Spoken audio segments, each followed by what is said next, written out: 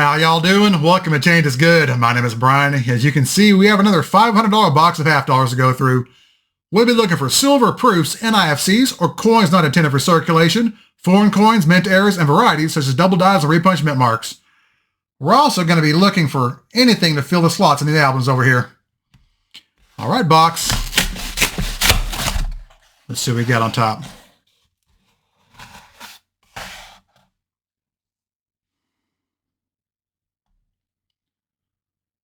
Looks normal and innocent. All right, be back when I have a find. We're on the first roll, roll number 1. We're already on the board.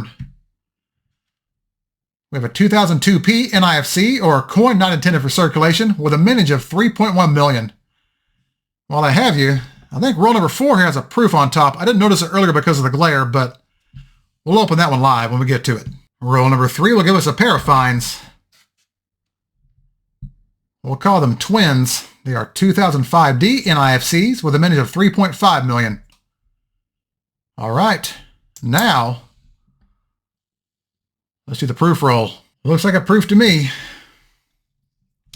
Let's see which year it is.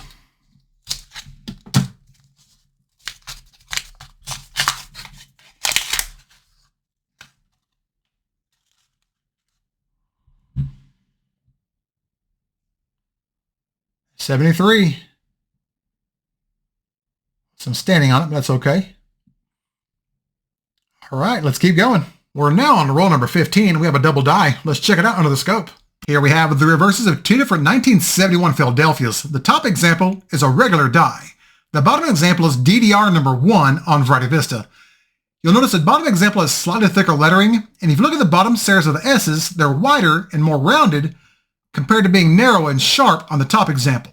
This is a pretty tough variety to identify, so if you're not sure, another trick you can do is turn the coin upside down and look for small notches here at the bottom right corners of the lettering here in the word America. All right, let's go back to it. Roll number 21, we've got another double die. Under the scope are the reverses of two different 1973 Philadelphias. The top example, as you may have guessed, is the regular die. The bottom example is DDR number 1 on Variety Vista. It's a bit beat up. You can see the lettering's a bit thicker on the bottom example, and the bottom stairs of the S's are wider and more rounded than they are on the top example.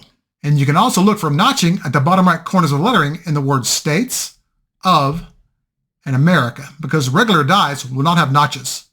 All right, back to it. Roll number 23, we'll have a pair of finds. The first one is a good one, a 1987 Philadelphia NIFC key date with a mintage of 2.89 million. These are only issued in mint sets, so they're pretty hard to find in circulation. The other find is a 2008 Philadelphia NIFC with a mintage of 1.7 million. That's a good roll. Let's keep going. Roll number 25, halfway through the box. We have another NIFC. This is a 2002D with a mintage of 2.5 million. All right, back to the box. Roll number 27, and the trend continues with another double dot reverse. Let's check it out. Here we have the reverse of a 1972 Philadelphia. Again, thicker lettering, and both S's will have rounded split serifs at the bottom. You'll also look for notching at the bottom right corners of lettering in the words states, of, and America. This is DDR number 1 on Variety Vista. All right, let's keep going. Roll number 32 will also have a pair of finds. The first one is a 2007P NIFC with a mintage of 2.4 million.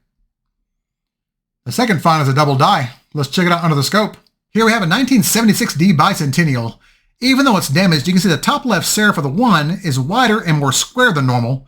You can also see splitting here at the top right corners of the 7s and the top serif of the 6 here in the date. This is DDO number 1 on Variety Vista. All right, back to it. We've got an empty box. Let's do a recap. Well, no silver, but overall it was a pretty good box. We had 12 finds in total, including 4 varieties, 1971P DDR number 1, 1972P DDR number 1, 1973P DDR number 1, and 1976D DDO number 1.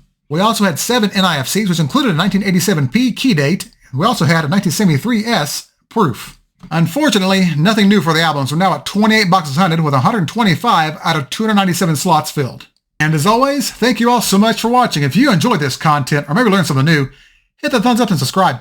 And if you have any feedback or questions about any of these finds, feel free to leave me a comment. I'll get back with you as soon as I can. Thanks again, and remember, every coin has a story, and some of those stories were not intended to be circulated.